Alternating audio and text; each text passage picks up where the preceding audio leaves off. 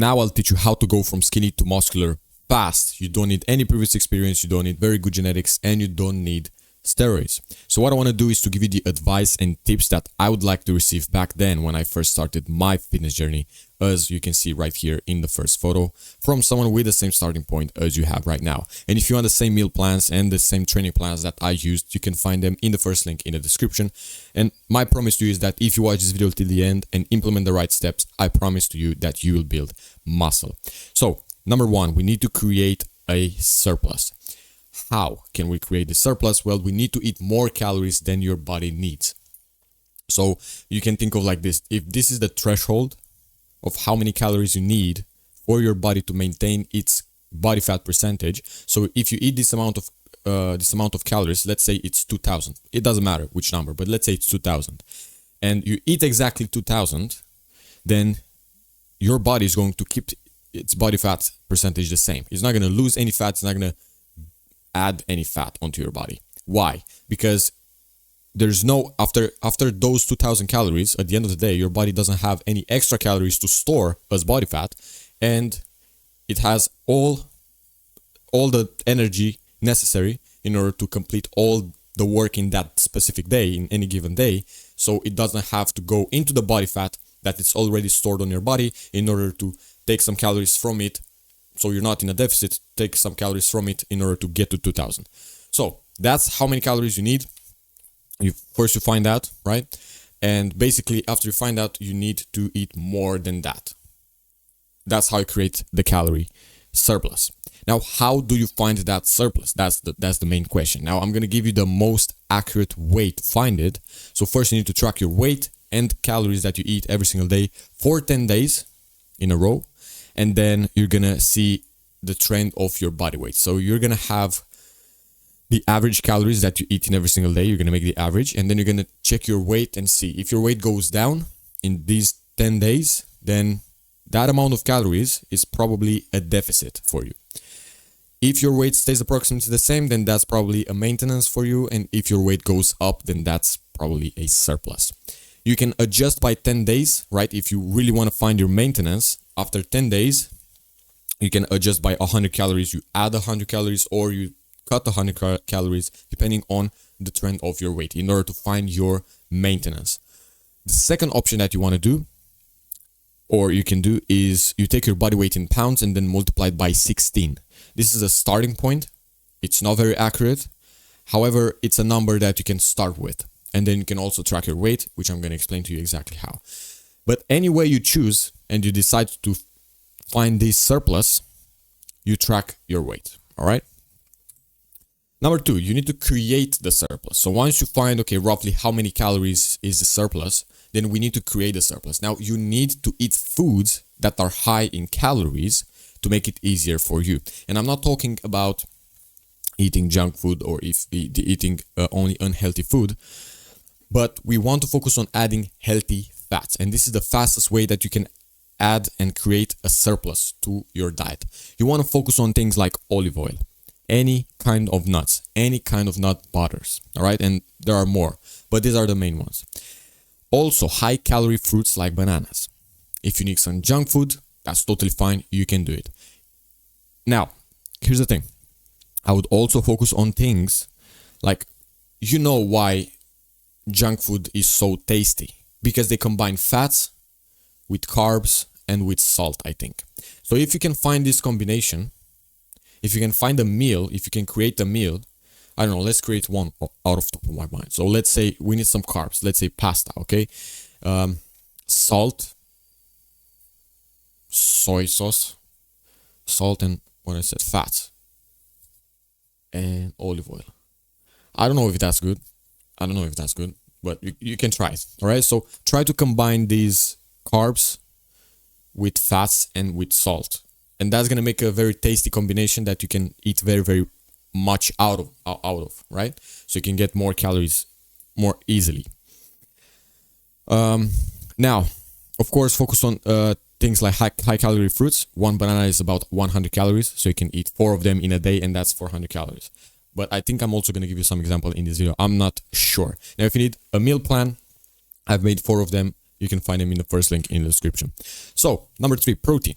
you need to start with 1 gram of protein per pound of body weight or 2.2 grams per kilogram. So for example, if you weigh 185 pounds, you're going to need 185 grams of protein every single day. To make it more optimal, you need to split it into 4 to 5 times a day to keep building muscle. So after you find how much protein you need to eat per day, you're going to take this number and then you're going to divide it by 4 or 5, depending on how many times you want to eat every single day. And the reason for that is because when you eat protein, the process of building muscle and turning protein into muscle goes up. If you stop eating protein, that process is going to go down. So you're not going to build muscle. Now, if you eat 4 to 5 times a day, you're going to keep this process of building muscle elevated throughout the day. So you're going to build muscle every single day. Number 4, you need to track. Every single morning, you write down the number and you're going to do this every single day. So here's the more step-by-step plan. You wake up, you go to the bathroom and you use the bathroom. After that, you do not drink anything, you do not eat anything. And you're going to hop right on the scale.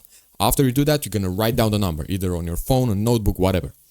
At the end of the week, so you're gonna do this every single week. So at the end of the week, you're gonna have 7 numbers. You're gonna take those 7 numbers, you're gonna put them in numerical order, and then you're gonna cut the first 3 and the last 3, and you're gonna get the median number, the number in the middle. That's what we're looking for, and you're gonna continue to do this week by week.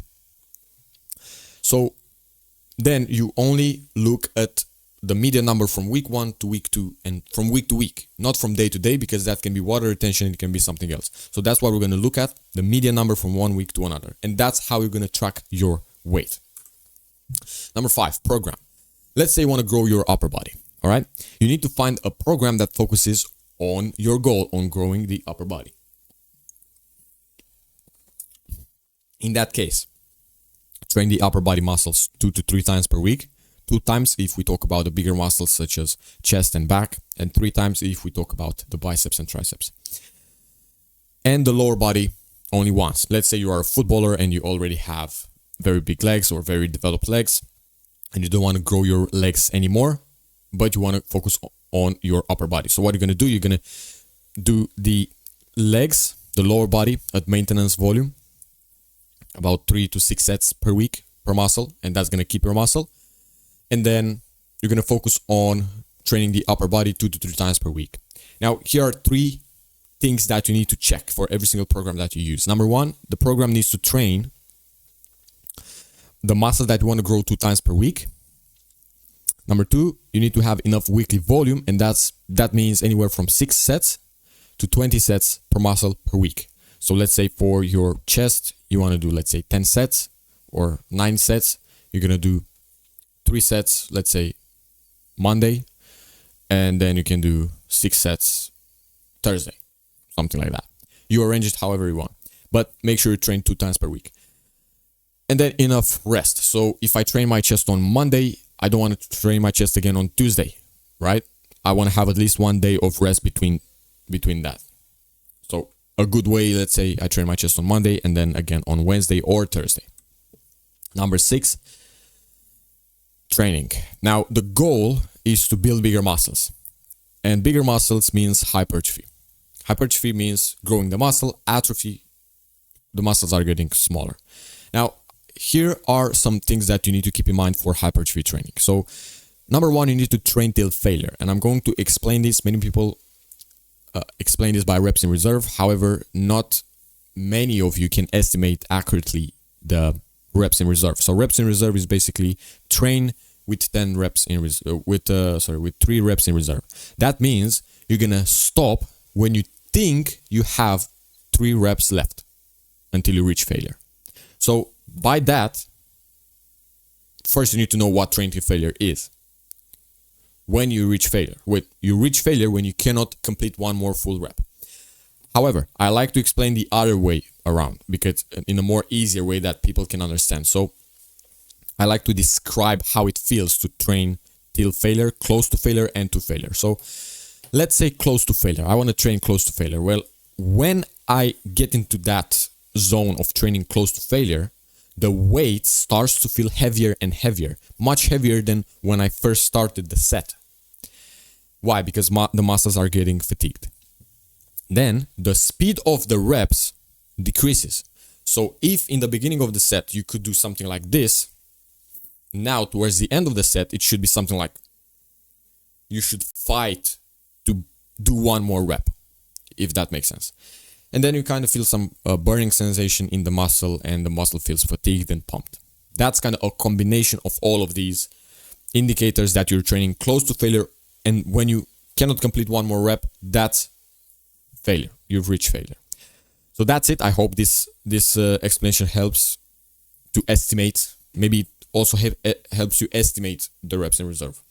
Then you need the progression from week to week. So there are multiple ways to progressive overload. You've probably heard this a lot. Now, progressively overload means gradually making the exercise harder and harder. And there are a couple of ways to do this. Main two ways is to, one, increase the reps from week to week. So you add 1-2 reps with the same weight, or you add 1 kilogram, 2 kilograms with the same reps from week to week. So that's kind of the easiest way to understand progressive overload. However, there's going to come a time where you cannot increase the reps and you cannot increase the reps. You're going to see it. You're going to find out. Once you are in that scenario right there, you're going to see, okay, but I cannot progress anymore. And that's not true. What you want to do is to focus on improving your technique, improving your form, training slower, and basically improving your mind-muscle connection. All right. So when you cannot increase the reps, you cannot increase the weight, you're going to focus on improving the quality of your reps, of each and every single rep, if that makes sense. Then you need to focus on technique. Technique is it's a confusing thing right here, but I'm going to try and make it very, very easy for you. So you need a technique that allows you to train the muscle till failure. So I'm going to give you an example. Let's say I want to train my chest and I'm going to do bench press, and I do 10 reps and then I stop because my shoulders hurt and my elbows hurt. Is that a good technique or not? No. The answer is no. Why? Because my chest could go more, could go further, could do more reps, but I stopped because of my shoulders. So in that scenario, that's a bad example of a technique, right? I'm going to give you the opposite one. So a good example of good technique. So again, same thing. I train my chest. I do 10 reps and then I stop because of my chest, because my chest couldn't go more. My chest basically reached failure. Is that a good technique or not? Yes. So basically, to summarize, when you stop, you want to stop it because of the muscle that you want to train, not because of some other structure or some other muscle. Technique that allows to train your muscle till failure. That's it. And slow eccentrics. Why slow eccentrics? Well, we want to create micro tears inside the muscle, so then the body can repair it and grow bigger and all that stuff. Now, the fastest way and easiest way to create those micro tears are doing the eccentric. Now, what is the eccentric? The eccentric is basically the negative that you keep hearing a lot. So there are a few phases to a contraction. So we can have, let's say, a bicep curl, for example, or let's say a bench press. So we take a bench press, and I'm here. From this position to this position, this is concentric. Why concentric? This is concentric because the muscle is contracting, is getting smaller. Same as if you would do from this to this, concentric. The bicep contracts and it gets smaller. It shortens. Now, from here, if I keep it here, this is isometric because the muscle is static, is in the same position. From here to here, as you can see, the muscle lengthens. This is the eccentric, and this is the easiest way to create those micro tears. That's why we want to create the slow eccentrics. Now, this doesn't mean you want to do 5 seconds on the eccentric, although you can, but I would say 2-3 seconds. That's the most optimal one. You just want to control the weight, all right? 7, recovery. Sleep is the most important one because muscles grow while sleeping. If you are consistent with everything that I taught you so far, then, and if you don't sleep, you're not going to build any kind of good physique. So here are some tips that are going to help you. Consistent going to sleep time. Keep the room cold, about 17 degrees Celsius. And then try white noise. Open Spotify, put that a playlist or something. 8, consistency. Everything I said is 100%. So you can see that everything I taught you so far is 100%. But if you're not consistent with all of them, it's not 100% anymore, right? Because you don't do all of them. Now imagine an old man gains. I want you to imagine a 75-year-old hasn't been training at all and is now starting training, proper nutrition, proper training, proper recovery. Do you think he's going to make some gains? Yes, in a few years, it's going to take a while, but eventually he's going to end up with some kind of muscles, right? He's going to end up with some gains. So gains are guaranteed for him.